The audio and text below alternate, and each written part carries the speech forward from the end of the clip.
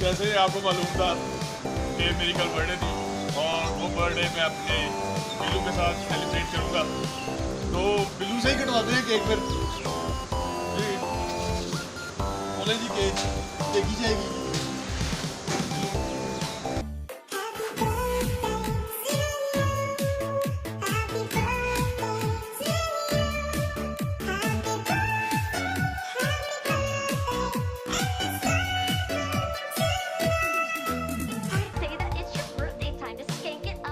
ये नहीं, बिल्लू ने केक काट दिया।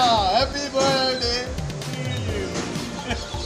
बिल्लू ने केक काट दिया है और ये देखें बिल्लू का पंजा लगा है और हमने केक बिल्लू से कटवाया, तो अब हम ये मिलके खाएंगे जैन। और बिल्लू को केक हमारा पसंद नहीं आया पर उसने काट दिया है, उसकी मेहरबानी।